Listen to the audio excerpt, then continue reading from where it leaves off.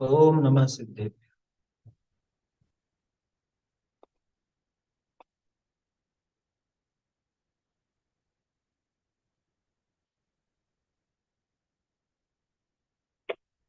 मंगलमय मंगल करण वीतराग विज्ञान नमो ताहि जाते भय ताहि महान कल करि हो महान ग्रंथ करण को का जाते मिले समाज सब पावे निज पद।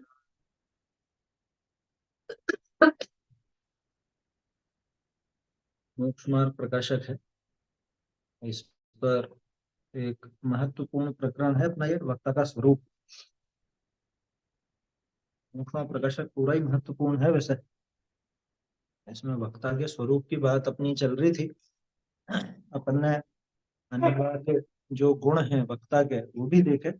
इसके अलावा विशेष गुणों की भी बात की। विशेष गुण भी जो होने चाहिए और हो तो बहुत अच्छा, जैसे वो भाषा आदि के संबंध में भी आया था। लेकिन अगर खास बात देखें तो पूरे इस प्रकरण में सबसे खास बात क्या, कोई अध्यात्म रस का रसिया होना चाहिए। अध्यात्म रस का रसिया, क्योंकि जैन शास्त्र का सही कथन वही कर सकेगा कि जिसको जैन शासन के अध्यात्म का पता हो। अध्यात्म के नाम से दुनिया भर में बहुत सी बातें चलती, लेकिन जैन धर्म में जो अध्यात्म है वो वास्तविक अध्यात्म है। विदेश से बेचारे अध्यात्म की तलाश में आते हैं और वो बस नाच गान में लग के झांझ मजीरे बजा के सोचते हैं ये अध्यात्म। उस पूजा में अध्यात्म समझ लेते हैं। हाँ, और पुष्कर में या इधर उधर कहीं पे पड़े रहते हैं और चिलम पियेंगे और नशा करेंगे और हो गया अध्यात्म, हो गया। हाँ? तो अध्यात्म की जो परिभाषाएं हैं लौकिक, मतलब लोगों के दिमाग में, वो वास्तविक नहीं। जैन शासन में आत्म स्वरूप का जो निरूपण किया गया, सात तत्व, और सात तत्व के बाद उनमें छिपा हुआ आत्मा, ये जिस तरह से दिखाया गया पूरे विश्व में कहीं नहीं दिखाया। अन्यत्र कहीं बात आती है तो ऊट पटांग बातें होती है आत्मा की। कहीं पे क्षणिक बता देते हैं, कहीं पे अकर्ता बता देते हैं सर्वथा, कहीं पे कैसा कहीं कैसा, ऐसा सब वर्णन आता है। तो उस सब की डिटेल में अपने को जाने से मतलब नहीं, लेकिन खास बात यह है अध्यात्म का रस जिसको, और अध्यात्म का रस माने वे सांसारिक कार्यों से तो विरक्ति होगी होगी उसको, क्योंकि जिसको आत्म स्वरूप का रस आएगा उसे परद्रव्यों में आसक्ति घटेगी, वहां से विरक्ति होगी, तो ये भी एक विशेष गुण है उसका। अगर विरक्ति नहीं हो, आसक्ति बनी रहे दूसरी जगह, तो वो तो खैर आया था ना, वो निंद होगा, फिर लोग निंद कार्यों में प्रवृत्त है। पतंग के रस वाले को अभी खाना पीना, हाँ, कोई भी व्यसन हो या कोई भी इस तरह का खेल कूद में लगा हुआ बालक हो, उसको जो रस होता है उस रस के आगे खाने पीने की भी सुध नहीं रहती। पतंग उड़ाने वाले बच्चे रहते हैं ना, वो कुछ नहीं दिखता, उंगली कट रही है, क्या कट रहा है, और नीचे खाना, मतलब ठंडा ही हो गया, खाना खाना ही नहीं। तो माँ ऊपर छत पे लेके जाएगी उसके लिए खाना, क्योंकि वो तो पतंग छोड़ के आ नहीं रहा नीचे। ऐसा होता है रस, इसको बोलते हैं रस। तो जैसे उसको रस है ना, खिलाड़ी को खेलने में रस है, तो हाथ पांव भले चोटिल हो, लेकिन जब खेलता है उस समय उसको कोई दर्द महसूस नहीं होता, खेलने में रस है उसको। ऐसा रस, तो अध्यात्म का ऐसा रस, वो रस होता है। और कल तो बहुत बढ़िया बात आई थी, वो जो अपन ने श्लोक देखा था। शांत रस है, हाँ, सुख रस है। नौ रस की चर्चा आती है, नौ रसों में श्रेष्ठ रस अध्यात्म रस, शांत रस, है ना। नौ रसों की जो चर्चा चलती है साहित्य में, उसमें सबसे बढ़िया कौन सा? हालांकि हर एक के अलग अलग विचार हो सकते हैं, लेकिन जिसको वास्तव में सुख चाहिए उसको तो शांत रस ही सुख है। देखो, एक चीज कहता हूँ, आप में से बहुत से लोग संस्कृत नहीं जानते, ये आप में एक थोड़ी सी कमी है। कमी क्या है, किस बारे में कह रहा हूं मैं? अमृत चंद्राचार्य के साहित्य का, उसके शांत रस का अगर आपको मजा लेना है, पूरा आनंद उठाना है, अगर आप वो संस्कृत जानते हो, उनकी भाषा जानते हो, तो आपको जो आनंद आएगा उनके श्लोक पढ़ने में, उनकी टीका पढ़ने में, वो मतलब अब वो वही जान सकता है जो उसको समझता है। कहने का अर्थ ये है। खैर, तो वो तो एक साइड की बात है। थोड़ा बहुत उस भाषा का ज्ञान भी होना चाहिए। जरूरी नहीं है वो कि उसके बिना आत्म कल्याण रुक जाएगा, लेकिन जो रस वाली बात बता रहा हूँ, तो रस उसमें बनता है। और भाषाई रस से ज्यादा अध्यात्म का रस, वो विषय का रस है वहां। विषय माने जो बताया गया वो विषय, विषय भोग की बात नहीं कर रहा हूँ। आत्मा, वो आत्मा का स्वरूप जो उन कलशों में दिखाया गया, उस टीका में दिखाया गया, कुंद कुंदाचार्य देव की गाथा में दिखाया गया। अगर आपको अध्यात्म का रस है, तो आप वास्तव में उसमें डूबो, डूब जाओगे, बिल्कुल सराबोर हो जाओगे। डूबना गलत अर्थ में नहीं, आनंद में डूबना, वैसा डूबना क्या। हाँ, मज्जंतु निर्भर ममी सममेव लोक, ऐसा लिखा ना उन्होंने। और टोडर मल जी ने तो ये अध्यात्म की स्याही में कलम डुबा करके लिखा है मोक्ष मार्ग प्रकाश। पग पग पर आपको अध्यात्म नजर आए, जो कलम है ना उनकी, ये अध्यात्म की स्याही में डूबी हुई है। लोगों को ऐसा दिखता नहीं अध्यात्म, जबकि जगह जगह मिले। और आश्चर्य तो तब होता है जब वो अध्यात्म की बातों को छोड़ करके, मोक्ष मार्ग प्रकाशक में अध्यात्म हर कदम पे है, हर कदम पे। यहाँ देखो ना क्या लिखा, 14 विद्याओं में भी सबसे पहली अध्यात्म विद्या। टोडरमल जी क्यों लिखता है ये बात है? क्यों लिखता है? ऊपर भी क्या लिखा, आत्मज्ञानी हो तो सच्चा वक्ता बनाओ। क्या बसा हुआ है उनके हृदय में? टोडरमल जी सिद्धांत के पारगामी थे, और सब बातें थी, लेकिन उनके हृदय में अध्यात्म बसता था। ये जगह जगह देखेंगे अपन, आत्म स्वरूप की महिमा खूब गाई, छोटे छोटे वाक्यों में ही। बात कर्मों की चल रही, उन्हीं के बीच में वो आत्मा की बात रख दें। अब ये हमारी दृष्टि है कि हम उस पर रुकते हैं या सीधे आगे बढ़े। ऐसा है। ये 14 विद्याओं की कल चर्चा आई थी ना, ये मैंने खोजा थोड़ा सा, नेट पर भी खोजा, तो 14 विद्याएं अन्य मत में चलती। अन्य मत में 14 विद्याओं के नाम है क्या? उसमें एक ब्रह्म ज्ञान नाम भी। तो ब्रह्म ज्ञान माने अध्यात्म। वो सब विद्याएं वैसी हैं, है ना। मतलब घोड़ा बांधना, घोड़ा चलाना, या समझ लो तीर बाण चलाना, नदी से तैरना, रथ चलाना, नृत्य, ये सब चीजें हैं उसमें। तो ब्रह्म ज्ञान उसमें एक और वो चलता है ना, हम्म, कला 72 पुरुष की तामे दो सरदार, एक जीव की जीविका, दूजा जीवोद्धार। तो जीव उद्धार कौन सा, कैसे जीव का उद्धार होगा? जो जीव अपने आत्म स्वरूप को समझे उसी का उद्धार हो सकता है, और वो कौन सी विद्या से? अध्यात्म विद्या से। तो इसलिए वक्ता को तो अध्यात्म रस का रसिया होना ही चाहिए, अध्यात्म रस का रसिया होना ही चाहिए।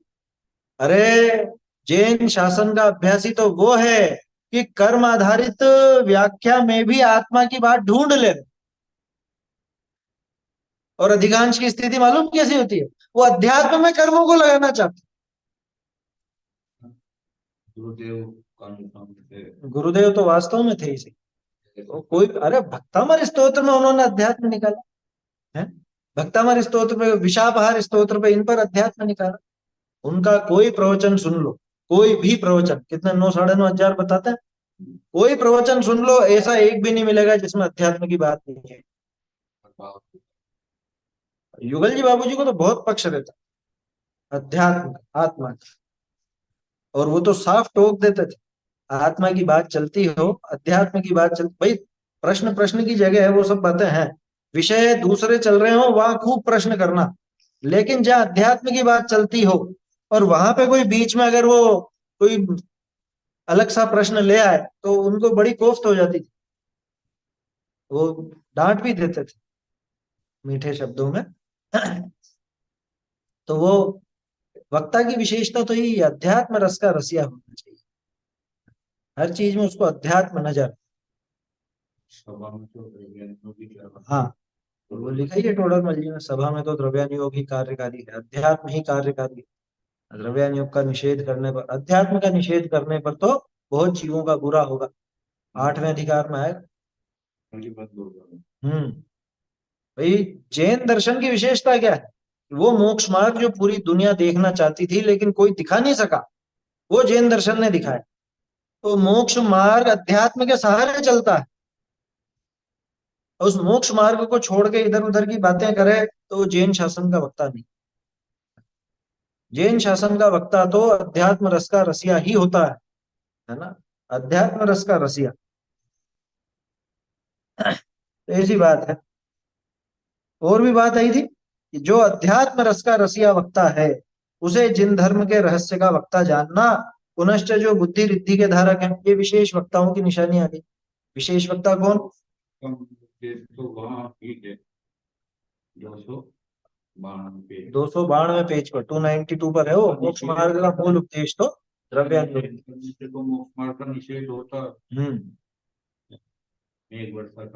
हाँ, खूब उदाहरण है। मेघ वर्षा की बात भी आई है वहां 292 पर। वही अध्यात्म, वो जैन दर्शन का सार है। आत्म स्वरूप की महिमा अगर ना आए, अगर समझ लो वक्ता आत्मा की बात को मुख्य ना करे। आप सोचो तो सही, पिछले 100 सालों में बड़े बड़े विद्वान हुए, तो गुरुदेव कांजी स्वामी क्यों उभर करके सामने आए? वो कैसे उभर करके सामने आए? कि विद्वान तो बड़े बड़े हुए, लेकिन ये जैसा है ना आगम ज्ञान, है? आगम ज्ञान था कोरा आगम ज्ञान। बड़े बड़े सिद्धांत शास्त्री, बड़े बड़े न्यायाचार्य, व्याकरणाचार्य, और पता नहीं कौन कौन सा आचार्य, वो सब हुए। लेकिन उन सबके रहते हुए भी गुरुदेव कैसे उभर के आए? उसका कारण क्या था? कि उन सब ने वो चीज नहीं देखी जो इन्होंने देखी। जैन दर्शन में जो पसरा हुआ था, जो फैला हुआ था, उस अध्यात्म की तरफ निगाह ही नहीं थी। समय सार की बात क्या पहले नहीं हुई? क्या हुई? लेकिन ये दृष्टि नहीं थी। समय सार को भी कर्मों की तरफ से देखते, वहां कर्णयोग ढूंढने की कोशिश करते। जबकि भाई अध्यात्म तो मुख्य है। तोडरमल जी दिखाएंगे 8वें अधिकार में क्या अध्यात्म के ही उदाहरणों के लिए, अध्यात्म के ही उदाहरणों के लिए प्रथमानुयोग है। आध्यात्मिक व्यक्ति के जीवन में कैसा आचरण हो उसके लिए चरणानुयोग है, समझ। ऐसे ही कर्णानुयोग की भी व्याख्या में सब आएगी 8वें अधिकार में, सब नहीं। तो अध्यात्म रस का रसिया वक्ता, उसे ही जैन धर्म के रहस्य का वक्ता जान। और विशेष वक्ता कैसे? कि जो बुद्धि रिद्धि के धारक हो। विशेष बुद्धि होती है।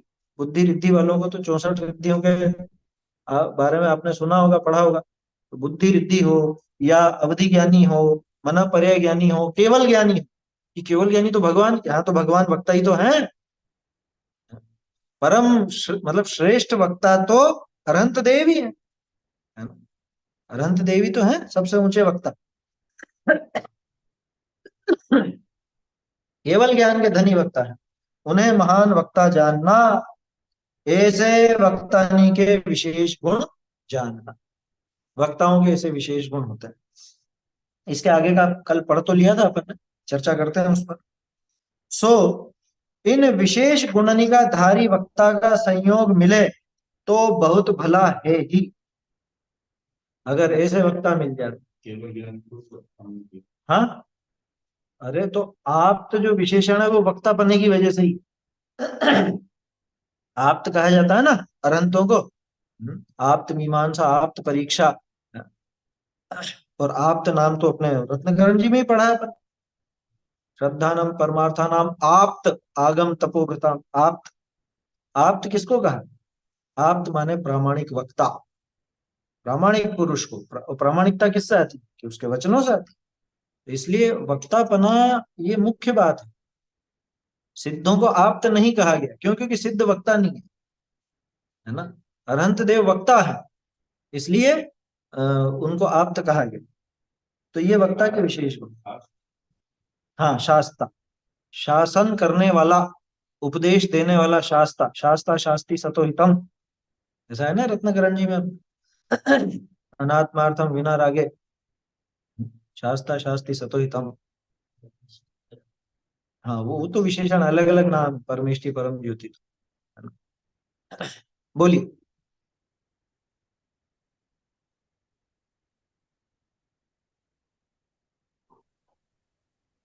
सर एक बात है कि अध्यात्म रस, मतलब अध्यात्म का जो बात कहता है कि वो अगर उस गुणों को संयम में और साधना में अगर नहीं साधता हो तो उसकी अध्यात्म की बात भी कोई सुनना नहीं चाहता है, और विशेष प्रभाव नहीं पड़ता है उसका। और जैसे कोई देखो, पंडित है, तो पंडित जो कहते हैं साहब, उसकी बात का हाँ, एकदम विशेष असर नहीं पड़ता है, और जो संयमी है और वो कहता है तो उसकी बात का असर पड़ता है। ऐसा क्यों विशेष? ऐसा इसलिए क्योंकि लोगों की निगाह बाहरी क्रियाकांड पर ज्यादा रहती है। उसने उसका अध्यात्म नहीं देखा, बाहर का भेष देखा, बाहर की क्रिया देखी, और ये बहुत बड़ी बीमारी है। हालांकि आपकी बात सही है, मनोविज्ञान की दृष्टि से ये होता है। मनोविज्ञान की दृष्टि से ऐसा होता है कि हम जिससे सुन रहे हैं उसके जीवन की तरफ भी निगाह जाती ही जाती। वो मास्टर जी घर में कैसे हैं, इससे हमारा क्या लेना देना है बताओ। कि वो उसकी पत्नी से झगड़ता है या कुछ भी करता है, या वो शराब पीता है या सिगरेट पीता है, इससे हमको क्या लेना देना है? वास्तव में तो उस उससे हमारा लेना देना सिर्फ पढ़ाई तक है। लेकिन होता क्या है कि हम उसके बाहरी जीवन को भी देख करके प्रभावित हुए बिना रहते भी। ये एक सहज मनोविज्ञान है, सहज मानवीय प्रकृति है। इसलिए वो बाहर का भी सही होना ही चाहिए। अपन ये नहीं कह रहे वो नहीं होना चाहिए, होना ही चाहिए। लेकिन श्रोता की जिम्मेदारी क्या है? श्रोता की जिम्मेदारी यह है कि वो उस वक्ता की उस बात को देखे। जिम्मेदारी है, मैम, सहज मनोविज्ञान है, वो बात भी अपन ने स्वीकार की, वो होता है। लेकिन श्रोता की जिम्मेदारी यह है कि वो उसकी बात को परखे। उस बात में कहीं गलत हो तो उसको स्वीकार नहीं करे, पर अगर वो सही बात है ना, आचार्यों के द्वारा जो बातें कही गई है उसी के अनुसार वो कथन है, तो उसको स्वीकार करे। होता क्या है, हम बात पर गौर करते नहीं है, भेष पर गौर करते हैं। तो इसीलिए सारे के सारे फंसे हुए हैं चक्कर। अभी मान लो मैं ये कुर्ते पजामे की जगह धोती दुपट्टे में होता, तो आप पर कुछ विशेष अलग ही प्रभाव पड़ता है ना। और अगर मान लो नग्न ही होता तो, क्योंकि फिर तो कहना ही क्या। नहीं क्या? मतलब एकदम परवेश धारण करके होता, फिर तो बात ही क्या होती। समझ में ही बात, तो फर्क पड़ जाता है। असली बात तो स्वयं स्वयं को हाँ, वहां पर ही पड़ता, समोसा समोसरण में भी फर्क है। सही बात। क्योंकि कथनी और करने बाहरी का अंतर, क्या। कथनी और करने का अंतर जहाँ दिख जाता है वहां थोड़ा सा प्रॉब्लम हो जाती है, और कुछ नहीं। हाँ, हाँ, वो तो होएगी ना। मैंने कहा ना, वो अध्यापक कितना ही अच्छा हो भले, लेकिन जहाँ आपको मालूम पड़ा कि अरे ये तो शराब पीता है, सिगरेट पीता है, या बीवी से झगड़ता है, घर पे ऐसे रहता है, ऐसे रहता है, तो आपके दिमाग में उसकी बात का असर कम हो जाए। वो फर्क पड़ता है। इसलिए वक्ता की जिम्मेदारी भी यह है कि वो अपने जीवन को, मतलब एक आदर्श जीवन बनाने की दिशा में प्रयास करे। क्या, ये वक्ता की जिम्मेदारी है। किस लिए? किस लिए? कि दूसरों पर मेरा प्रभाव अच्छा पड़े, इसलिए, स्वयं सुखी होने के लिए, है ना। समस्या यह है कि वक्ता श्रोता को रिझाने के लिए अपना जीवन बदलता है, इसलिए वास्तव में बदल नहीं पाता। और श्रोता की समस्या यह है कि वो वक्ता से जो ग्रहण करना है उसको छोड़ के बाकी सब ग्रहण करता है। श्रोता क्या ग्रहण करता है? वो ग्रहण कर रहा है उसके जीवन को। हाँ, आदर्श जीवन हो तो वो भी ग्रहण करे, लेकिन उसके जीवन में क्या चल रहा है, क्या हो रहा है, इससे श्रोता को फर्क नहीं पड़ना चाहिए। वास्तविकता ये है। लेकिन सहज मनोविज्ञान है, मानवीय प्रकृति है कि वो करेगा ही करेगा, देखे बिना कैसे करे। वीतरागी नहीं है ना, क्यों? ऐसा है। हाँ, ये भी है, नेगेटिविटी पहले दिखती है, ऐसा ही है। होता है। आया समझ में? अभी श्रोता का स्वरूप आने वाला बहुत जोरदार है, और अपने काम का तो वही ज्यादा है, क्योंकि अपन सब श्रोता ही है। श्रोता का अर्थ क्या? श्रुत का जो अभ्यास करे, श्रुत का जो अभ्यास करे वो श्रोता, चाहे पढ़ करके करे, चाहे सुन करके। हाँ, वक्ता में तो सबसे ऊंचे ही लिए ना। वो श्रोता नहीं है, जबकि कौन, वो केवल ज्ञानी या अवधि ज्ञानी, मना परे ज्ञानी, उनको श्रोता की श्रेणी में नहीं लिया, या श्रोता की विशेषता ही नहीं बताई। हालांकि उसमें भी थोड़ी सी बात आएगी कि वो सबसे महान श्रोता है, गणधर देव सबसे महान श्रोता है ना। लेकिन वक्ता में तो ये सब चीजें हो तो बहुत अच्छा।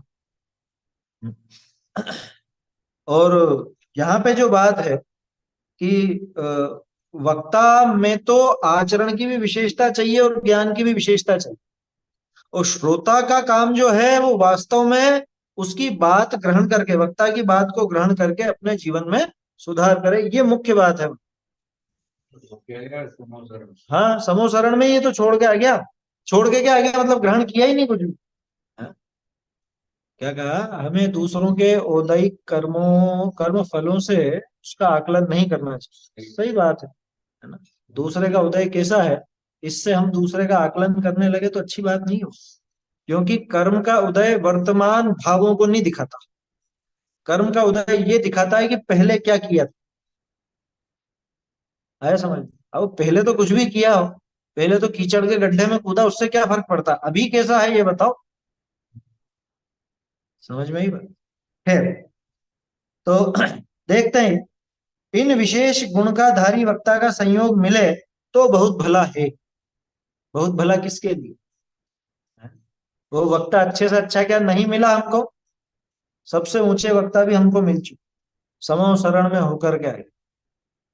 समो शरण में जाके कहाँ अटक गए, जय जय नाथ परम गुरु को। हाँ, समो शरण में जाके वहां पे भी उसमें ही अटक जाता है, नहीं बढ़ पाता, अंधा हो जाता है ये। क्या, कि वो तो अभव्य होता है साहब, अंधा अंधा बंधा नहीं होता है, उसकी क्या है, वो जो 9 स्तूप है, स्तूप भूमि में 9 स्तूप है, उसके आगे उसको दिखाई नहीं देता, कुछ ऐसा ही नियोग, दोनों कथन मिलता है कि अंधा हो जाता है, दूसरा उसको दिखाई देता है। अभव्य की बात है वो, अभव्य जीव, अभव्य जीव उसके आगे नहीं जा पाता, है ना, ऐसा है। तो अब ये क्या करेगा वहां जाकर, समो शरण में, समो शरण में जाकर के भी वहां पे देव की पूजा में, नाच गान में और इसमें लग जाएगा, भक्ति में लग जाएगा। वो सब जो, मतलब बहुत मनोवैज्ञानिक निर्माण है समो शरण का, आप गौर से देखोगे तो बहुत मनोवैज्ञानिक, कि जो जो फालतू के, मतलब जिनका दिमाग इधर उधर अटकने जैसा है ना, वो पहले ही अटक के वहीं रह जाएंगे।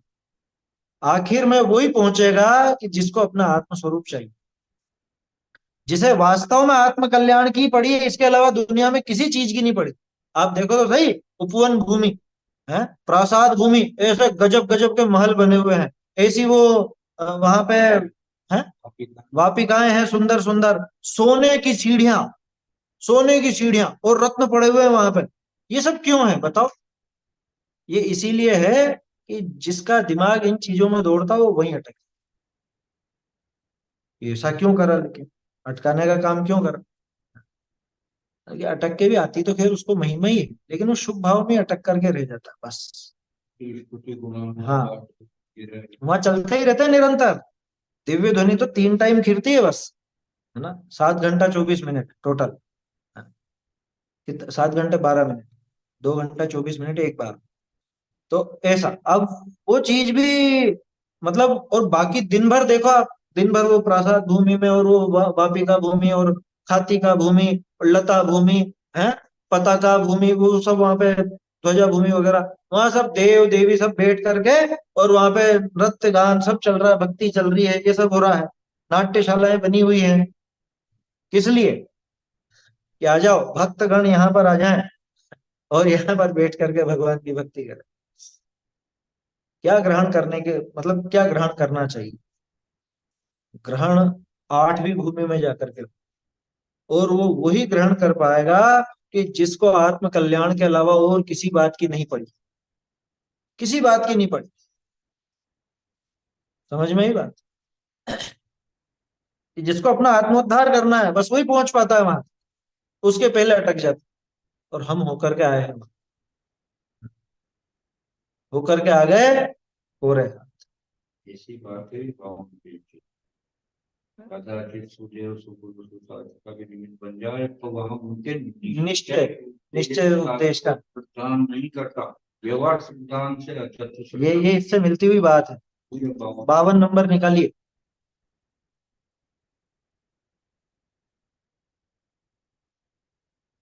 52। मेरे ख्याल से अब हिंदी तो सबको समझ में आती होगी, है ना। ये तो बहुत से ऐसे भी हैं कि 52 माने क्या, 24 के आगे गिनती ही नहीं आती है। लेकिन 24 तक तो माँ बाप ने सिखा दिया था, 24 तीर्थंकर के नाम, उसके आगे का पता नहीं है साहब। इसमें एक बहुत जरूरी बात है, उसको बहुत से लोग ऐसे ही पढ़ जाते हैं।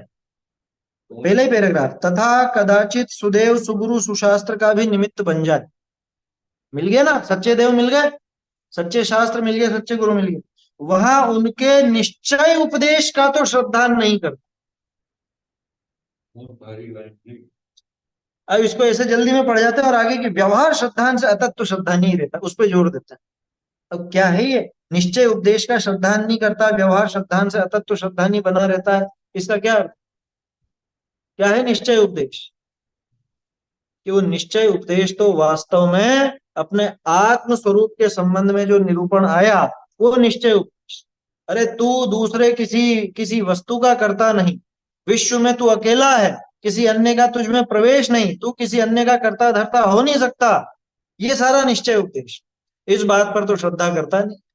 जीवन रब को जानिए, ये निश्चय। हाँ, जैसे कुंद कुंदाचार्य देव ने कहा, प्रथम तो तू जीवन रब को जान, ये निश्चय उपदेश। ये आत्मा को जानना ही एक मुक्ति मार्ग है, ये निश्चय। हाँ, है ना।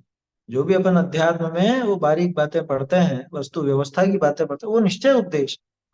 और व्यवहार उपदेश का ही श्रद्धान। व्यवहार श्रद्धान से। हाँ, क्या लिखा, व्यवहार श्रद्धान से अतत्व श्रद्धा नहीं बना रहता है। गजब हो गया। शास्त्र का निमित्त बन गया। और ये कोई झूठे के पास नहीं गया, ये सच्चे देवशास्त्र गुरु का योग मिला इसको। हाँ, अभी कुछ वो बात चले ना कि कौन सा व्रत कैसे करना है। अभी देखो, एकदम से कान खड़े हो जाएंगे सब, ये ऐसे करना, इसमें इतने व्रत होंगे, फिर इसके बाद मतलब ऐसे उपवास होंगे, उसके बाद इतना पारना है। बोलो, प्रश्न भी लोगों के वो ज्यादा होते हैं। 99% तो व्यवहार उपदेश ही, व्यवहार उपदेश ही है, और उसी में उलझ के रह जाते हैं। उसका तो श्रद्धांजलि जो असली तार व्यवहार है। जैन शासन की जो असली विशेषता है, जो निश्चय उपदेश, वास्तविक उपदेश, उसका तो श्रद्धा नहीं।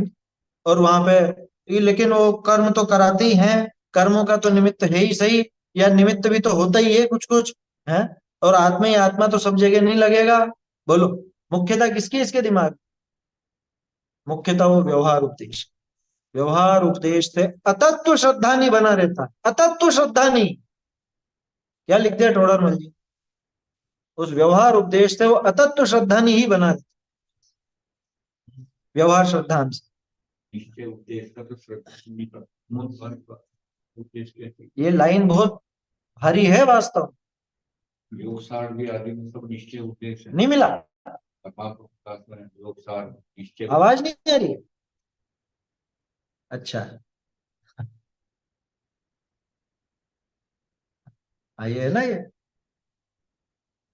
उसके निश्चय उपदेश का तो श्रद्धान नहीं करता, व्यवहार श्रद्धान से अतत्व श्रद्धानी ही रहता। माने भाई, वो कहता है कि जिनागम में व्यवहार का भी तो कथन है, तो हम व्यवहार का श्रद्धान करें तो क्या गड़बड़ है? ये सारा का सारा 99% कथन तो व्यवहार का ही दिखेगा, और उसमें मगन हो जाता है, उसी को ये सही मान करके उसमें उलझ जाता है। व्यवहार श्रद्धान करके भी अतत्व श्रद्धा नहीं बना रहता। मतलब जैन शासन मिल गया, उसके बाद भी इसको यथार्थ तत्व श्रद्धान हुआ नहीं। अनुव्रत महाव्रत आदि सबको जबकि कह दिया वहाँ आश्रम, आश्रम में गिना, उस आश्रम को तो भूलेगा, लेकिन अनुव्रत कैसे और महाव्रत कैसे वो उसकी अपन व्रतों की चर्चा चल रही है ना अभी रत्नकरण शाहुकाचार में। अणुव्रत, महाव्रत, उनके अतिचार, उनकी भावनाएं, और वो कितने हैं, वो सब याद भी करेगा, वो सब करेगा। अच्छी बात है, करना चाहिए, उसकी मना नहीं है। लेकिन उस पर कितना जोर, और आत्मा की बात समझने पर कितना जोर है? उसमें भी देखो अपने दिमाग में सबसे पहले क्या आता है, कि नहीं होवे जब तक तो ये तो करें, जब तक ये तो करें, ये त्याग तपस्या कुछ तो करें ही सही, व्रत आदि कुछ धारण तो करें। बोलो नहीं होता ये जोर। इसको जो ये जोर पड़ा है, ये व्यवहार श्रद्धान। उस व्यवहार श्रद्धान से अतत्व श्रद्धा नहीं बना। ये 52 पेज पे बहुत भारी है। और कहाँ आकर के, गुरु आदि के पास नहीं गया, सच्चे देव शास्त्र गुरु मिले उसके बाद भी। तो यहाँ तो कह रहे हैं ना, टोडरमल जी कह रहे हैं अभी, इन विशेष गुणों के धारी वक्ता का संयोग मिल जाए तो बहुत भला ही, वो तो बहुत भली बात है। भला किसके लिए, प्रश्न ये था, भला किसके लिए? कि जो यहां से यहां आकर के अपने आत्म स्वरूप को समझ ले, उसके लिए, उसके लिए भला है। नहीं तो ना, समव शरण में तू हो आयो, क्या हुआ फिर? और प्रभु जी का चरणा में जा अटक्यो, समकित बिना जीव जग भटक्यो, दर्शन बिना। बाबूजी सुनाते थे, क्या हुआ समोसरण में भी हो क्या है। अब क्या करा वहां पर, कि बस वही नाच गान भक्ति। तो भक्ति का निषेध है क्या? भक्ति का निषेध है क्या? भक्ति का कोई निषेध नहीं। लेकिन जो वास्तविक बात वो बताना चाह रहे हैं उसको समझे, तो वास्तविक भक्ति उमड़ेगी, नहीं तो कोरे दिखावे की। आया समझ? भक्ति में तो बहुत जोश जोश में बोलेगा, हमें तो सिद्ध दशा ही चाहिए, मुक्ति पुरी का आनंद लइए। है, ठीक है वो सब आएगी, लेकिन पहले समझ तो सही भैया, अपना आत्म स्वरूप कैसा है, क्या उसके बारे में बताया गया है, उसका श्रद्धान सबसे पहले होना चाहिए। बोलिए। पात्रता डेवलप करने के लिए व्यवहार श्रद्धान तो जरूरी है सर। व्यवहार श्रद्धान में नहीं करेंगे तो फिर पात्रता भी कैसे डेवलप होगी? मना नहीं है उसकी, लेकिन समस्या यह है कि उस व्यवहार श्रद्धान के नाम पर वहीं अटक करके रह जाता है। और बोलो पहले क्या नहीं किया? बहुत बार किया, अनंत बार। जोर किस पर रहना चाहिए, बात यह है, हमारा जोर किस पर? मना थोड़ी ना की जा रही, एक भी काम की मना नहीं है, ना पूजा की, ना भक्ति की, ना वो व्रत उपवास आदि की, कोई मना नहीं। वो स्वयं इसके जीवन में दिखाई देगा, अपने आप ही होगा। हम उसको चला करके जबरदस्ती करना चाहते हैं। आचार्य देव कह रहे हैं कि तू इनमें से एक भी क्रिया का करता नहीं है, और हम कि लेकिन ये तो करें, ये तो करें, ये तो करें। अरे भैया, ये अपने आप होगा जीवन में। आया समझ?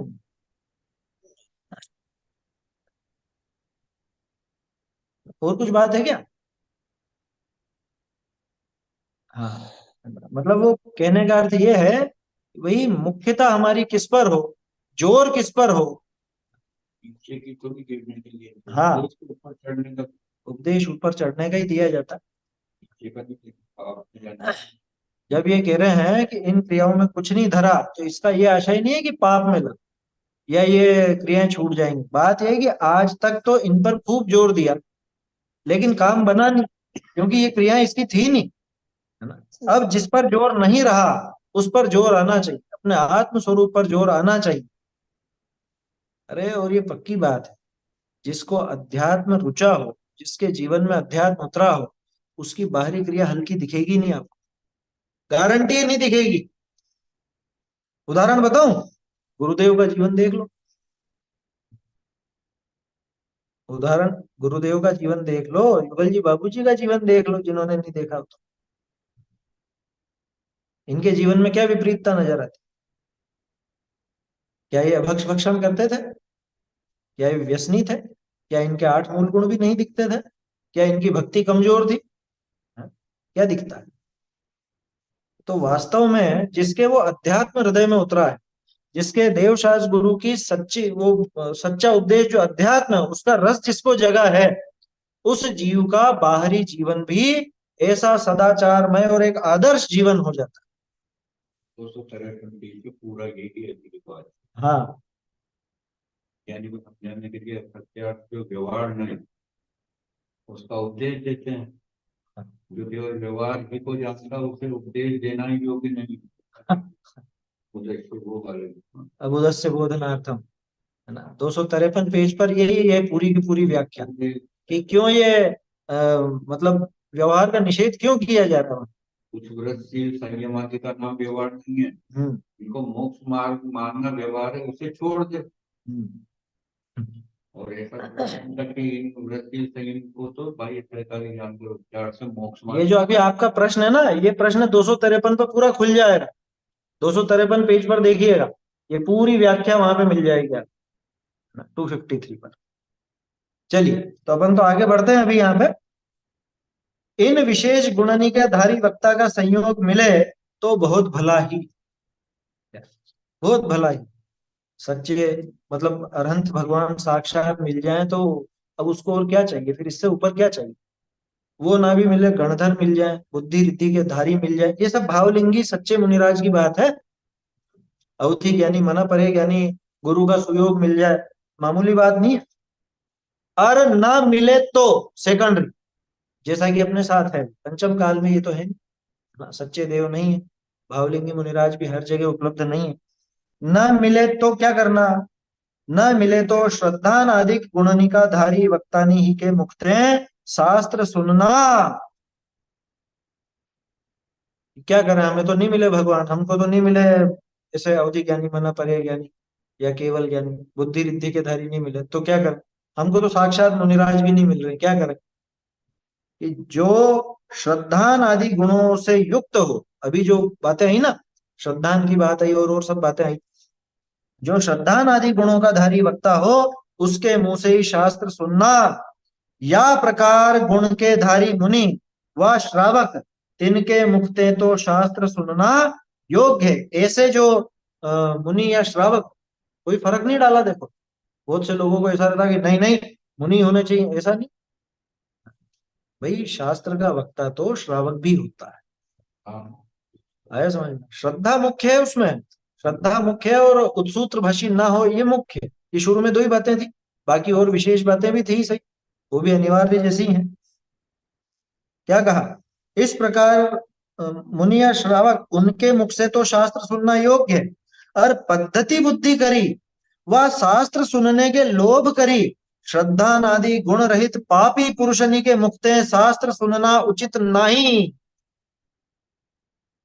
क्या, ये भारी है लाइन थोड़ी सी, क्योंकि हमें तो क्या करना है, हमें तो 2 घंटे निकालना है, हमें तो टाइम पास करना है, हमारे तो स्वाध्याय का नियम है, हमको तो जैसे तैसे पूरा करना है, कोई भी हो।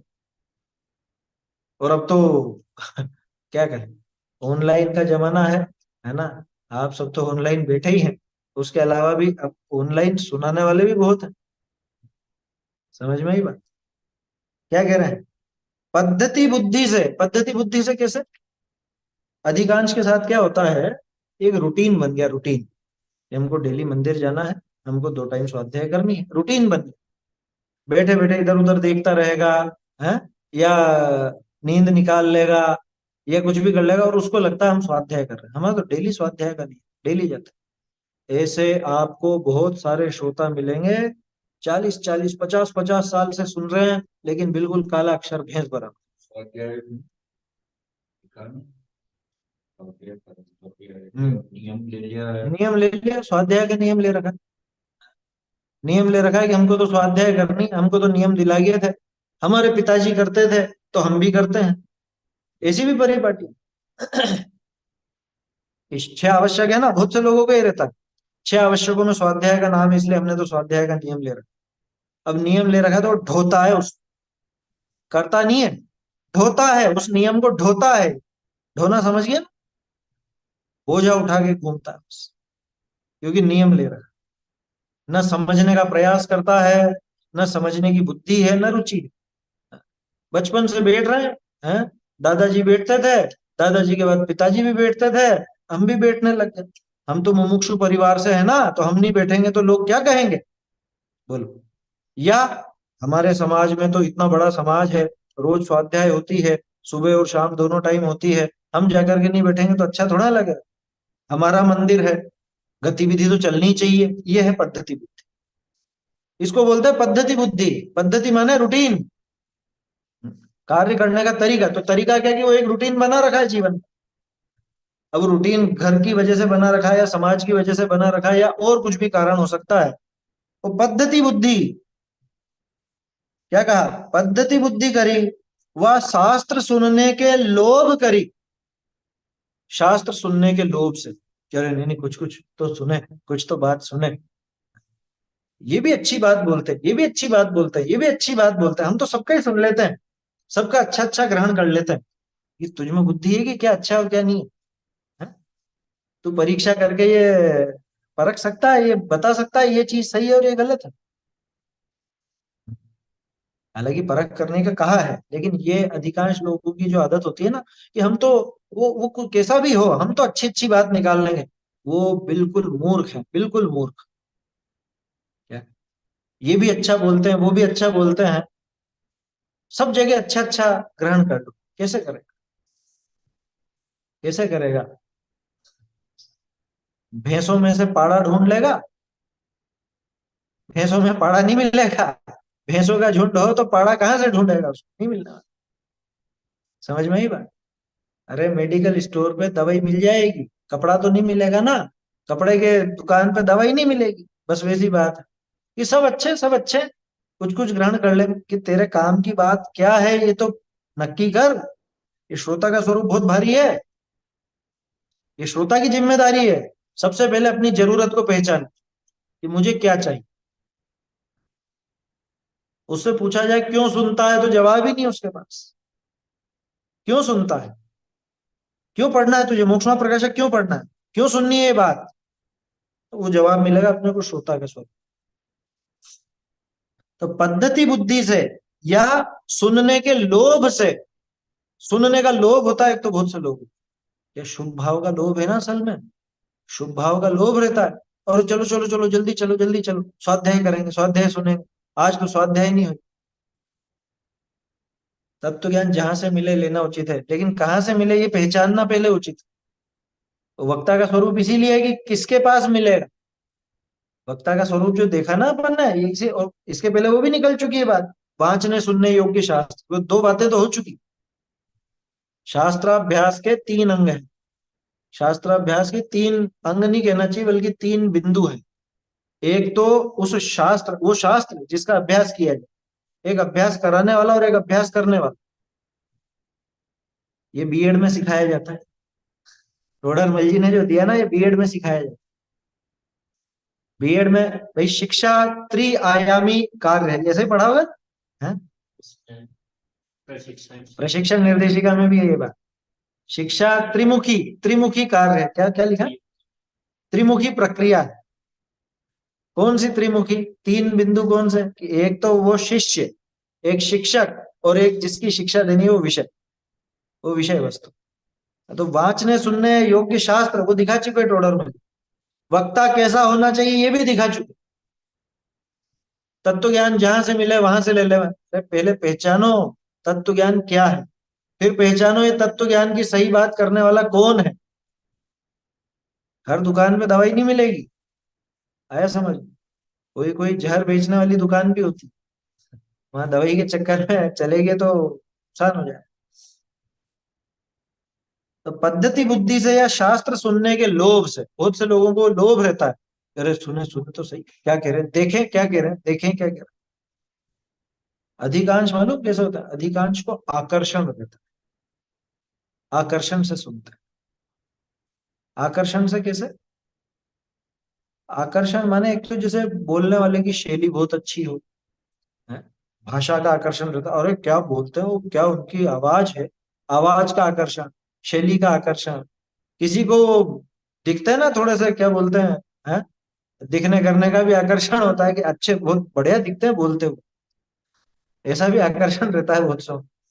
बहुत सौ को अलग तरह का आकर्षण रहता है, कि भाई अपने को तो अपने शास्त्र हैं, समय सार की बात चल रही है, हाँ सुनते हैं, देख। लेकिन कौन बोल रहा है, क्या बोल रहा है, तो ये उचित शास्त्र और उचित वक्ता की पहचान बहुत जरूरी। बोलिए। जैसे आपने बोला ना 40-40 साल तक सुनते रहते हैं, तो इस भाव में जैसे 40 साल तक सुना कि मैं आत्मा हूँ, सिर्फ सुना, ठीक है, मन में भी है कि हाँ मैं आत्मा हूँ, लेकिन भाव वासन नहीं हुआ, ऐसी प्रतीति नहीं हुई, ऐसी फीलिंग नहीं हुई, तो अगले भाव में क्या वो संस्कार जाते हैं कि नहीं जाते? जैसे रुचि हो तो जाएंगे। पर 40 साल तक बस सुनने की रुचि है तो। अब उसमें देखो अपन ये नहीं कह सकते, आत्मा की रुचि हो तो संस्कार बनेगा। कोई जबरदस्ती भी बैठाया जाता है किसी किसी को, कि तुमको पैसा देंगे रोज बैठो नियम से यहाँ पे। हैं? बहुत से लोग होते हैं ना, जैसे नेताओं की सभा में पैसे दे करके बुलाए जाते हैं भीड़ बढ़ाने के लिए। उनको कोई मतलब नहीं नेताजी क्या बोल रहे हैं, आया समझ में? कोई मतलब नहीं उनको, पार्टी का एजेंडा नहीं मालूम, नेता क्या लेने आया, नेता का नाम तक नहीं मालूम। उससे पूछो कि पिछले साल तुम्हारे यहाँ नेताजी आए थे या कोई आए थे, क्या पता क्या थे कौन थे, कुछ मालूम नहीं रहता उसको। तो ऐसे ही यहाँ समझना, रुचि तो चाहिए। देखो, समझ में कम आता हो वो एक अलग बात है, ज्ञान का क्षयोक्षम हीन हो, कमजोर हो, वो एक अलग बात है, लेकिन अपने आत्म स्वरूप को समझने की अगर रुचि है तो उसका संस्कार बन, संस्कार उसी का बनेगा जिसकी समझने की रुचि होगी। अगर समझने की रुचि नहीं है तो उसको संस्कार नहीं बने। सुना हो भले 40-40 साल से, उससे क्या फर्क पड़ता है? अरे ऐसे ऐसे लोग हैं 40-40 साल की बात कर रहे हो ना आप, वो सुनते आए, उनसे पूछो 7 तत्व के नाम बताओ तो वो बगले झांकने लगेंगे। 7 तत्व के नाम भी याद नहीं, 40 साल से सुन। होता है, ये बहुत होता है। अपने को सुनने में बड़ी आश्चर्य की बात लगती है। हाँ, हाँ नहीं याद हो, 12 भावनाओं के नहीं याद हो नाम, 7 तत्व के नाम याद नहीं हो, और इधर उधर के श्रोताओं की बात नहीं कर रहा हूँ, आध्यात्मिक सभा के श्रोता की बात कर रहा हूँ। सुना लेकिन कोई असर नहीं जीवन पर, कोई असर, ऐसा दिखता है। खैर, तो क्या कहा कि ऐसे श्रद्धान आदि गुणों के धारी वक्ताओं के ही मुंह से शास्त्र सुनना, या प्रकार गुण के धारी मुनि व श्रावक तिनके मुक्ते शास्त्र सुनना योग्य है। और पद्धति बुद्धि करी वह शास्त्र सुनने के लोभ करी, श्रद्धान आदि गुण रहित पापी पुरुषनी के मुक्ते शास्त्र सुनना उचित नहीं। ये बात बहुत महत्व की है। अपन सोचे ना हम तो उठा लेंगे, हम तत्व ज्ञान निकाल लेंगे कहीं से, नहीं निकाल सकोगे भैया। पापी पुरुषों के मुंह से, ये लिखा ना यहाँ पे, कैसा पापी? श्रद्धान आदि गुण रहित, जिसको देव शास्त्र गुरु की दृढ़ श्रद्धा नहीं। यहाँ पे भी जरूरी नहीं कि आत्मा के श्रद्धान की बात, क्योंकि देखो पहले भी अपन ने चर्चा की थी, व्यवहार का विषय है तो व्यवहार श्रद्धान की बात लेना, कि श्रद्धान आदि गुण रहित देव शास्त्र गुरु का जिसको दृढ़ श्रद्धा नहीं है, ग्रहित मिथ्यात्व जिसका छूटा नहीं है, ऐसा पापी पुरुषों के मुख से शास्त्र सुनना उचित नहीं। क्यों? क्योंकि ये जो प्रक्रिया है ना सुनने सुनाने की, ये संक्रामक प्रक्रिया है। संक्रामक समझता? इन्फेक्शस, इन्फेक्शस यानी इन्फेक्शन फैलाने वाली प्रक्रिया ऐसी है ये। जो मेरे विचार मैं बोलूंगा, जिस दृढ़ता से बोलूंगा, और आपको भी वैसे विचार होने लगे, आपकी भी प्रक्रिया वैसे चलेगी सोचने की। ये ऐसी प्रक्रिया है, ये सीखना सिखाना, एक बोल रहा है बाकी सुन रहे हैं, असर पड़ता है, बहुत असर पड़ता है। समझ में ही बात, इसलिए कह रहे हैं कि ऐसे श्रद्धान से रहित, अगर ढीले श्रद्धान वाले वक्ता से सुनोगे तो आपका श्रद्धान कभी दृढ़ हो ही नहीं सकता। समझ में ही बात, नहीं होगा। आप सोचो तो सही, वो रेवती क्यों नहीं गई समोसरण देखने? हैं? समोसरण देखने क्यों नहीं गई? ये हो ही नहीं सकता है। कह रहे समोसरण है, जैन धर्म की बात है, और जैन शास्त्र की तो बात करेंगे, कह रहे ये नहीं कर सकता। ये जो समोसरण लेकर के आया है 25वां तीर्थंकर बनकर के, ये सच्ची बात नहीं कर सकता। बोलो, ऐसे कितने ही पुराणों में उदाहरण मिल जाएंगे कि वो नहीं सुना उसके मुंह से, उससे बात ही नहीं करी। अरे आचार्य देव मौन हो जाते हैं ऐसे व्यक्तियों को देखकर, सभा को निर्देश देते हैं कि बात ही नहीं करना, ये दृढ़ श्रद्धा नहीं है, इसके इससे बात करने में तुम्हारा श्रद्धांश शिथिल होगा। ये बहुत जरूरी बात है। श्रद्धान आदि गुण रहित पापी पुरुषों के मुख से शास्त्र सुनना उचित नहीं। मन से ही कहे जा रहे हो, कि मन से नहीं कह रहे हैं, उत्तम च क्या लिखा है? तम जिण आण परेणय धम्मो सोयम सुगुरु पासम्मी अह उचियु श्रद्धाऊ तस्सु एगस कह गाऊ। कहाँ पे आया ये? कहाँ की है ये? उपदेश सिद्धांत रत्नमाला। इसमें दिया क्या, नंबर दिया क्या? हाँ डाल दिया ना, ठीक है। 23 नंबर, जिनके पुस्तकों में नंबर नहीं डाला हो, 23वीं गाथा है ये, उपदेश सिद्धांत रत्नमाला। नई पुस्तकों में तो है, पहले जो छपती थी उनके अंदर नहीं है। तो उपदेश सिद्धांत रत्नमाला का 23वां है। क्या लिखा है? तम जिण आण परेणय, जिण आण परेण मतलब जिन आज्ञा परक, यानी जिन आज्ञा मानने में जो सावधान है, धम्मो सोयव उससे धर्म सुनना चाहिए। किसके पास? सुगुरु पासम्मी, सुगुरुओं के पास।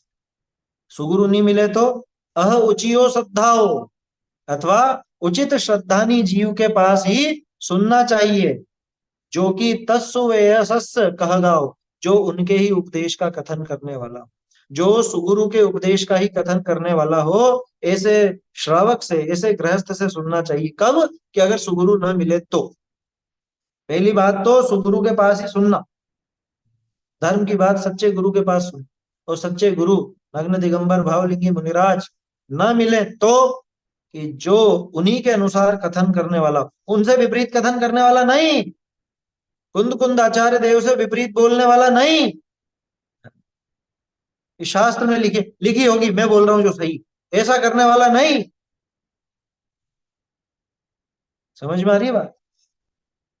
अउचियो श्रद्धाओ, क्या कहा? तो जिन आज्ञा मानने विषय, जो जिन आज्ञा मानने विषय सावधान है, ता करी निर्ग्रंथ, ता करी निर्ग्रंथ सुगुरु ही के निकट धर्म सुनना योग। ये किसके लिए बात है? जिन आज्ञा मानने में सावधान है, ये किसका विशेषण है? गुरु का या सुनने वाले?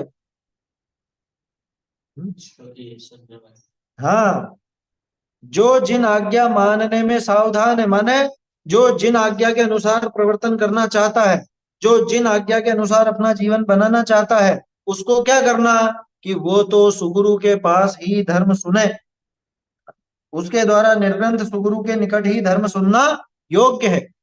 अथवा तिस सुगुरु ही के उपदेश का कहना हारा उचित श्रद्धानी श्रावक ताते धर्म सुनना योग्य। जो उचित श्रद्धान वाला हो, जिसके देवशास्त्र गुरु से संबंधित श्रद्धान गलत ना हो, विपरीत ना हो, उससे ही धर्म सुनना योग्य है।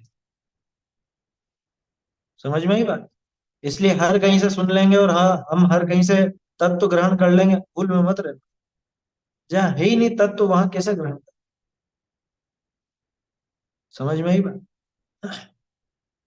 ऐसा जो वक्ता धर्म बुद्धि करी उपदेश दाता होई, सो ही अपना और अन्य जीवनी का भला करे। ऐसा जो वक्ता होता है, जो वक्ता धर्म बुद्धि से ऐसा उपदेश देता हो, उपदेश देने वाला हो, वो ही अपना और अन्य जीवों का भला कर सकता। और जो कषाय बुद्धि करी उपदेश दे है, कषाय बुद्धि से कैसा उपदेश देगा? तो शास्त्र विरुद्ध उपदेश देगा। जैन शासन का जो मुख्य उपदेश है अध्यात्म का, उस अध्यात्म से विरुद्ध कथन करेगा, अथवा नई नई मिथ्या मान्यताएं चलाएगा। जो कषाय बुद्धि करी उपदेश दे है, सो अपना और अन्य जीवनी का बुरा करे है, ऐसे जानना कि वो भला नहीं कर सकता, वो बुरा ही करेगा, खुद का भी और दूसरे जीवों का भी। ऐसे वक्ता का स्वरूप क्या है? इस तरह से वक्ता का स्वरूप यहाँ पे बताया। भाई वो खुद का भी बुरा करता है, जो जिन आज्ञा से विरुद्ध कथन करता है, वो ना सिर्फ दूसरों का बुरा कर रहा है, बल्कि खुद का भी। खुद का क्यों? खुद का कैसे? अरे इतना भयंकर पाप बांधेगा, आगे कैसे कैसे भटकेगा सोचो। और सच्ची बात छोड़ी ना इसने, सच्ची बात ठुकराई ना, ये सच्ची बात इसको आगे मिलने वाली है, भविष्य में कभी भी मिलने वाली नहीं। ऐसी दुर्दशा हो जाएगी। कषाय बुद्धि से, जैसे कषाय बुद्धि से जैसे मैंने कुछ बोल दिया है ना, अब आपने कहा कि नहीं नहीं ये उचित नहीं है, ये शास्त्र में इस तरह की बात है, और मैं कहूँ कि नहीं नहीं मैंने बोल दिया ना वो सही है, कषाय बुद्धि से। या मुझे जिस बात का तीव्र पक्ष पड़ा हो, मैं उसी बात का पोषण करूं, चाहे शास्त्र उससे अलग बात करता हो तो भी मैं मेरी मान्यता का पोषण करता रहूं, ये कषाय बुद्धि से। कषाय बुद्धि कैसी भी हो सकती है, लोभ की भी होती है। आजीविका की बात अपन ने की थी, वो भी कषाय बुद्धि है। दूसरे को रिझाने के लिए, दूसरे को अच्छा लगे इसलिए, सामने वाला प्रसन्न होकर के मेरी व्यवस्था बनाए इसलिए, ये सब कषाय बुद्धि। कुछ भी हो सकता है, राग द्वेष क्रोध मान माया लोभ कैसी भी कषाय बुद्धि हो सकती है। ठीक है ना? क्या लिखा था एक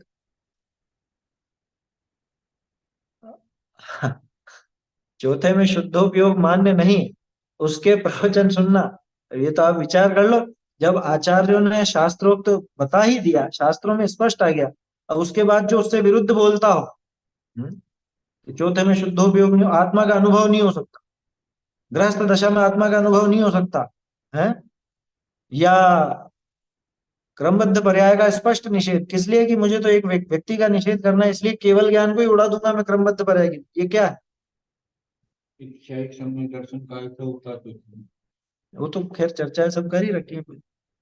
ये विचार करना कि ऐसे वक्ताओं को तो भूल के भी अपना समय मत देना। अपना समय बहुत कीमती है, बहुत कीमती। आप ये कल्पना करो कि अभी आयु पूरी हो जाए तो काम तो अधूरा ही रह गया। तो काम अधूरा रहा, हम दूसरी दूसरी चीजों में समय बिगाड़ रहे हैं, जो खोटा वक्ता है उसकी बात सुनने में समय बिगाड़े, तो लाभ क्या होता है उसमें? क्यों नहीं हम ये देखने के लिए सुन रहे हैं कि क्या गलत बोलते हैं। अरे तुझे क्या लेना देना है, तू जो सही बोलते हैं उसको ग्रहण कर लेना, पहले जो सही बोल रहा है उसकी बात ग्रहण कर। और फिर भी कहीं कोई ऐसी गलत बात जानने में आए तो वो तर्क और युक्ति से परख ले। समझ में ही बात। इसलिए वक्ता चुनना ये बहुत, यूं समझ लो अपना भविष्य चुनने जैसा काम है। जैसे इसको इस तरह से समझना, वोट डालते हैं ना लोग बाग, क्या कहा जाता है जब वो वोटिंग वगैरह वोटिंग के दिन आते हैं तो क्या कहा जाता है कि आपके वोट से ये निर्धारित होगा कि आपका भविष्य कैसा रहने वाला, देश का भविष्य कैसे रहने वाला। बस ऐसा ही यहाँ समझ लेना, वक्ता का चुनाव, वक्ता के चुनाव पर निर्भर करेगा कि आपका आगे आने वाला भविष्य कैसा है। बहुत भारी चीज है। तो ये तो वक्ता का स्वरूप दिखा है, आगे श्रोता का स्वरूप आएगा जिसकी चर्चा अपन कल करेंगे, है ना? बोलिए। पर मेरे कहने का अर्थ तो ये था, जैसे मैंने अभी लिखा था कि तत्व ज्ञान कहीं से भी मिले तो लेना योग्य उचित है। तो मेरे हम्म कहने का अर्थ तो ये था कि जैसे एक ही पद्धति के जो वक्ता हैं उनमें हम्म से किसी का भी सुना जाए। जैसे पहले हम संजीव जी को सुनते थे, मनीष जी को सुनते हैं, और अब आपको भी सुनते हैं। क्या आप हम्म लोगों की बातों में अगर हम गौर करेंगे तो मतलब थोड़ा डिफरेंस तो पड़ता है क्या? लेकिन अब जहां से अब संजीव जी नहीं रहे तो आपसे लेंगे, तो मूलभूत बातों में तो कोई ज्यादा डिफरेंस नहीं आता है। लेकिन मेरे कहने का मतलब ये था कि जहां से मिले, कहने का मतलब ये था कि मतलब एक ही पद्धति के लोगों से ये मिलता हो तो लेना उचित ही है ना। हाँ, कई वक्ता रहेंगे ना, कहाँ दिक्कत है? हाँ? वक्ता तो सैकड़ों बदलेंगे, रहेंगे ऐसे। वक्ता तो देखो बदलते कहीं से रहेंगे। भी का अर्थ, कहीं से आप जो कह रहे हैं वो बात ठीक है कि अपने जो यहाँ लिख दिया ना कि उत्सूत्र भाषी ना हो, और जो सुगुरुओं का कथन है उससे विपरीत कथन नहीं करता हो, ये जांचना है अपने को। कुंद कुंद आचार्य देव मूल वक्ता हो गए अभी अपने लिए, उनसे विपरीत नहीं जाता हो, वो वक्ता सब है। उसमें ये वाली बात थोड़ी ना है कि एक का ही सुने दूसरे का नहीं सुने, ये बात नहीं चल रही है यहाँ। यहाँ तो बात ये चल रही है कि जो भी वक्ता हो, आप जिन भी वक्ता को पसंद करो, जिसका भी सुनो, वो दृढ़ श्रद्धा नहीं होना चाहिए। वो दृढ़ श्रद्धा नहीं होना चाहिए। अभी आपने जैसे नाम लिया संजीव जी भाई साहब का, मनीष जी भाई साहब का, तो इनमें से कोई कोई विपरीत थोड़े ना बोल रहा। ये जो गुण जिनकी बात अपन कर रहे हैं, ये बात तो सब उसमें है ही सही, शास्त्र विरुद्ध कथन तो कर ही नहीं रहा। और देखो इतना अभ्यास अपना हो गया तो अपने को मिलान कर लेना चाहिए कि भाई शास्त्र से मिलती हुई बात कर रहे हैं या शास्त्र से विरुद्ध बोल रहे हैं, अपने आप वक्ता की पहचान हो जाएगी। बस इतनी सी बात है। तो मूल बात यही है कि वक्ता की पहचान बहुत जरूरी है ना? कहीं से भी आपने जो लिखा ना, कहीं से भी तत्व ज्ञान, तो कहीं से भी का अर्थ जहां तत्व ज्ञान हो उसमें से कहीं से, जहां तत्व ज्ञान की बात हो उसमें से, समय सार प्रवचन सार कहीं से भी ले लो। हम समय सार से समझेंगे कि हम योग सार से समझेंगे, हम परमात्मा प्रकाश, किसी भी से लो, जहां तत्व की बात है वहां से लो। जहां तत्व की बात ही नहीं है वहां मत जाना, यूं है बात, है ना? जो अध्यात्म का या तत्व का विरोधी हो, जो मूल आचार्यों की बात से ही विरुद्ध कथन करता हो, उसके पास भूल करके भी मत जाना, उसका भूल करके भी मत सुनना। आया समझ? अपने को डर नहीं है कि वहां चले जाओगे तो, जैसे अन्य मती क्या करते थे कि इनके तो मंदिर के आगे से भी नहीं गुजरना, क्यों? कि अरे, और कान बंद करके जाना, जाना भी पड़े तो क्यों, कि यहाँ की जैन की बात सुन लोगे तो जैनी हो जाओ। ये डर नहीं है अपने को। अपने को तो डर इस बात का है कि अरे ये जीव खोटे चक्करों में पड़ जाएगा, ये उलझ जाएगा, मर जाएगा, समय बिगाड़ेगा। अरे अनादिकाल से आज तक अनंत काल हो गया, अपने हो गया ना।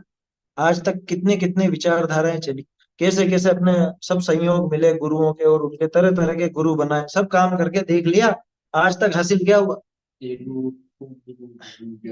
हाँ, और कुगुरु तो पत्थर की नाव जैसे है। एक कुगुरु जन्म जल उपल नाव, तो इसलिए बचने का उपदेश है। वक्ता की पहचान बहुत जरूरी। वक्ता को सही वक्ता को जानना और सही वक्ता को सुनना, ये मतलब उससे वो बात ग्रहण करना, ये बहुत जरूरी।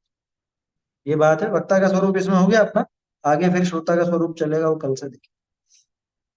चैतन्य का स्मरण प्रतिक्षण करो रे, भव के अनंत दुख को क्षण में हरो रे। अक्षय अनंत निज सौख्य निधान पाओ, गाओ अरे इसी के गीत गाओ। गाओ निज निज निज गीत गीत में में बताओ, यह अनंत अनंत उपकार उपकार है इसके लिए चिन्हवाणी माँ नाशक बार। वंदना सतवार चिन्हवाणी माता की जय हो। चिन्हवाणी